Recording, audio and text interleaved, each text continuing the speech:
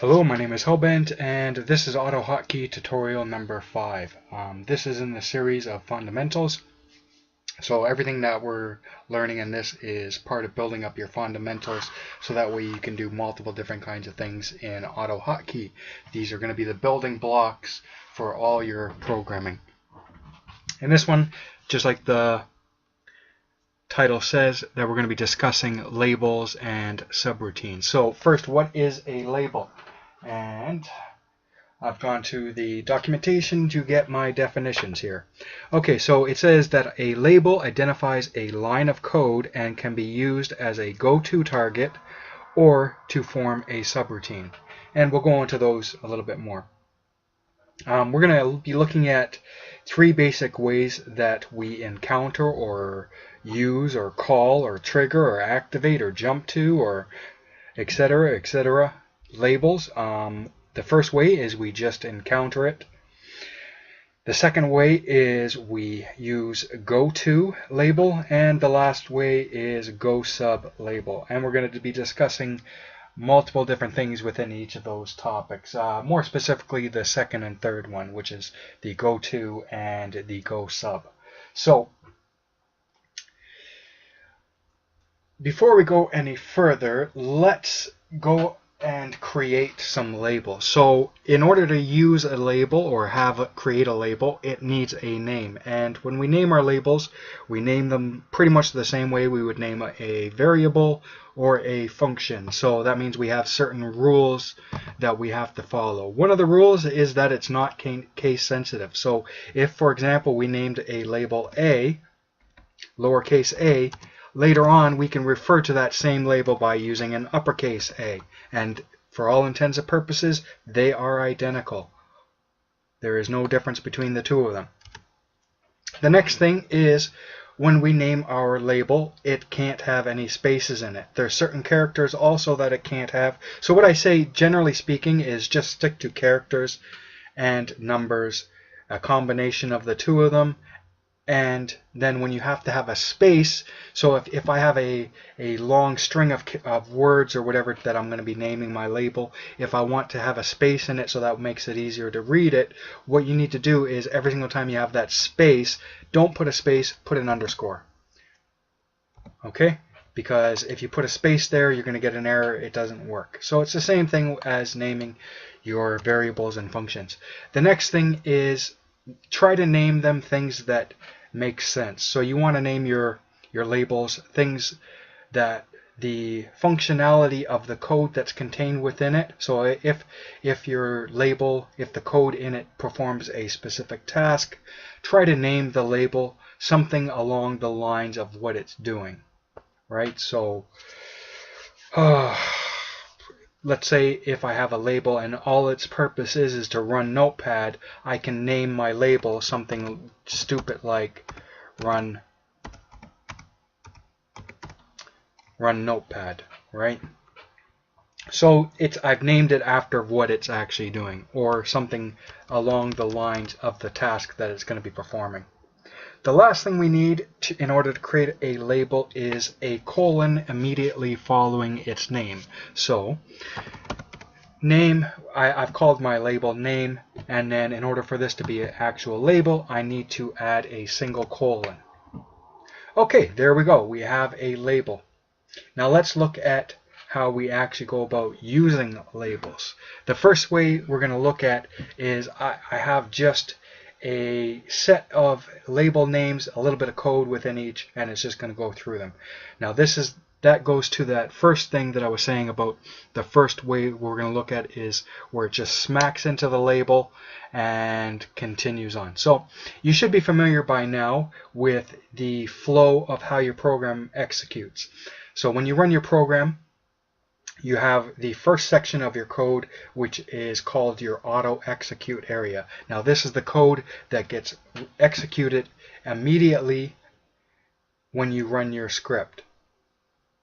Things that don't automatically get executed are things like your hotkeys and etc. Right? If I have a hotkey that I've attached to the F1 button, when I run the script, I don't want it to execute the code that's contained within that hotkey right away. I want it to wait until I actually press that hotkey. The auto execute stuff is the stuff that I do want to get executed right away, and it is the section of your script at the top all the way until it encounters a return. So if I have all the code that would be contained in here, as long as it doesn't have an exit or etc., etc., all of that would get executed as soon as I launch that script. Right? Likewise, I can replace this with an exit, or I can replace this with a hotkey. So everything that's before that will get executed as soon as I run the script. The first example we're going to look at is if we put a bunch of labels in our auto execute area, and it's just going to execute that. So like I said, it's this code is just the program's getting run, it's encountering these labels, but it's not going to be actually doing anything with those labels. So it's kind of like as if they're not even there. I have these pointers or arrows that point to certain section of my code, but nothing's activating those arrows. Nothing's saying, hey, I want you to go to this part or this part. So here I have a program. Ignore this line here. So it's all of this code is in my auto execute area, and then I have a return. So I have 4 different labels. The first label is Coke. It has some code within it. Then I have Sprite. It has some code within it. Mountain Dew. It has some code within it. Pepsi. It has some code within it. So I'm going to go ahead and run this. Right. It hasn't done anything with this label. It's like as if that label is not even there. And it just executes the code that's in it. Coke, and then Sprite, and then Mountain Dew, and then Pepsi.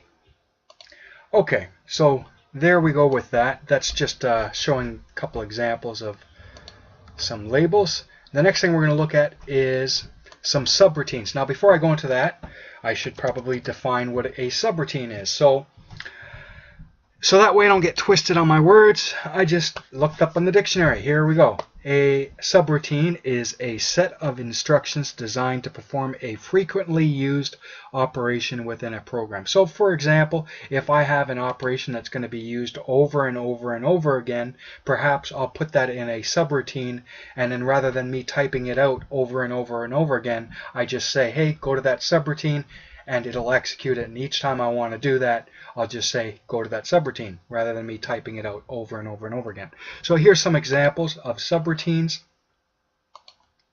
I put in a return immediately to show that this stuff is outside of our auto execute area. So the code, if there was any code up here, that might be our auto execute area, and then we hit that return, and then everything down here is not in our auto execute. So something needs to trigger these subroutines or call to them to have that code executed. So the first example is just a generic subroutine. It's got a name and it has some code, and then it returns. The next 2 examples are just to show that you can actually incorporate hotkeys into them. Both of them are identical. I just put it this way so that way you can see that the position of your hotkey and the position of the name of your label, it doesn't matter. You can have the hotkey first and then immediately followed by the name of the label, or you can have it the label first and then immediately followed by the hotkey. Right? In this first case here, when I run this program, it's not going to get executed because there's nothing that's in our code here to trigger it. But the other 2, we can trigger them by using the hotkey that's also associated with it. So I'm going to go ahead and run this. And if I press F1, it'll execute the same code that me calling that subroutine would execute. So if I hit F1, it'll give us a message box that says sub2. And if I hit F2, it will execute the code contained within the subroutine 3. Now I put it this way because the 2 of these here will come down to your own preferences.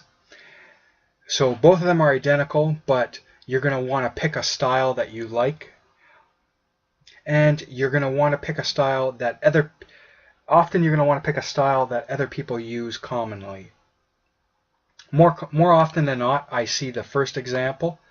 Whenever I see a hotkey included within a label, I usually see it similar to this example here, but this one is also valid. So if you tend to communicate with other people a lot, you're going to want to pick the style that more of those people use. Me, I don't communicate a lot with other people, so I'll pick whatever I want. But both of them are identical. Pick whatever one you feel comfortable with, or pick the one that more other people use. Okay, so these are examples of subroutines. They're very plain, bland. They don't do a lot, and we're gonna build on this as we go through this lecture. Okay, so that is subroutine examples. Next thing we're going to look at is go-to examples. Now this is where we're actually we're going to be jumping around within our labels. Now this go-to command, another way we can look at it is, instead of calling it go-to, we can say jump to line, etc. So we can say, instead of saying it's go to this label, it's kind of like as if we said jump to the line that contains that label that has, etc., etc. Now how this works is, in this example program I have here, I have these same 4 labels that I had in the first example. All of this is in the auto execute area once again. And how this is going to differ from when we start using subroutines is, if we use this go-to, it's going to jump from the current line that it's on to the line that contains that label. And if there's anything in between it, that stuff may never get used. So in this example here, I have these 4 labels. It's going to do the first label, which is pop up a message box for Coke. The second one, it's going to pop up a message box with Sprite, and then it says jump to go to the label called Pepsi. So this label called Mountain Dew in our example here is never going to get executed, and there's nothing in this code that will ever allow this code to get executed, because we're going to jump immediately from this line here down to this line here. So this line here never gets executed. Alright, so I'm going to go ahead and run this program. Okay, so we have our first one, message box that says Coke. Then we have Sprite, and then it's going to encounter that go to Pepsi. So it's going to go to the label called Pepsi and execute the code contained within. Okay, so Mountain Dew never got executed because there's nothing that says go back to Mountain Dew, or etc., etc. So we're jumping around our code. We're jumping from here down to here, and then perhaps down here we might say go to Coke. So in this case here, if I ran this program, what I've basically created is an infinite loop where it's going to execute Coke message box, Sprite message box, then it's going to jump down to the Pepsi message box, and then it's going to jump back up to the Coke message box and repeat that process over and over and over and over again. And even though it's going over it an infinite amount of times, this message box for poor Mountain Dew is never going to get used. I don't like Mountain Dew. Coke, Sprite, next is Pepsi, and then it says go back to Coke. Or I could, if I had named Coke, if I had named this top, I could say go to top. Right? So it's Pepsi, and then it goes back to Coke. And then Sprite, and then Pepsi, and then Coke, then Sprite, then Pepsi, etc., etc., etc. So like I said, Mountain Dew,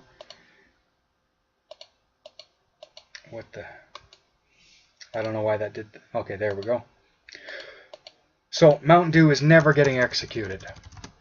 Okay, and which is going to be different from our example of subroutines, which is the last example that I'm going to do for this part of the tutorial or lecture. So the next one we have is go sub, and we'll look at why this is different from our go to. So in the go to example, I said it's kind of like as if instead of saying it's go to, it's kind of like as if we said jump to. The go sub is kind of like saying insert here or paste that code here.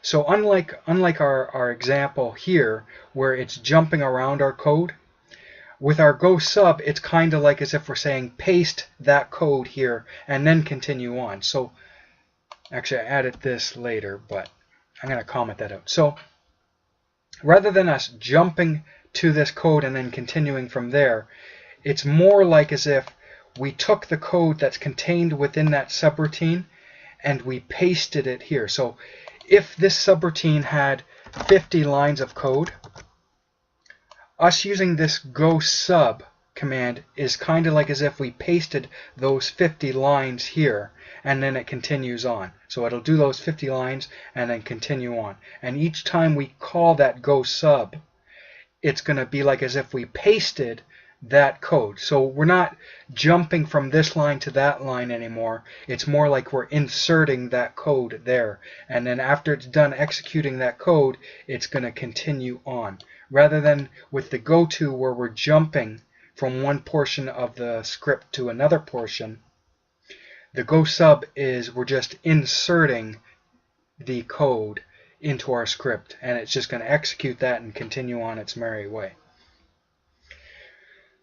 Okay, so let's run this example here where we have our first message box Coke, then we have Sprite, and then it's going to go to this subroutine, and like I said, it's kind of like as if we pasted the code that's contained within this subroutine here. So once it's done executing that code, that random, in our case it's a message box that says the cow says moo because it's random, right? It's going to continue on with the code that's immediately following it, which is, in this case, our Mountain Dew. So finally, Mountain Dew gets some love. And then after that, it's going to go to Pepsi. And then after that, it's going to hit our return, exit out of our auto execute area, and we are done. So with our go to, we start jumping around our script, jumping from one line to another line.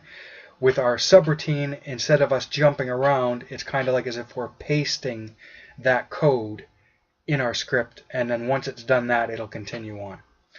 And let's say we go back to the example of where I said that this is 50 lines of code, 100 lines of code. Rather than me writing out those 50 lines of code here, and then the next time I need it again, rather than me typing it out again, and then again, all I do is I just say, go to the subroutine that contains that code. So instead of me typing out 300 lines of code, I type out 100 lines, and I just use that same bit of code over and over again.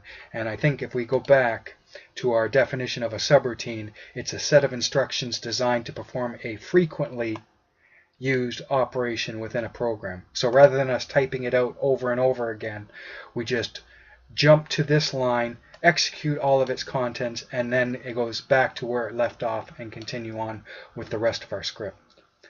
So here we have it running that code 3 times.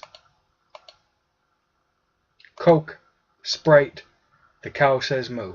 Mountain Dew, the cow says moo. Pepsi, the cow says moo. Exit.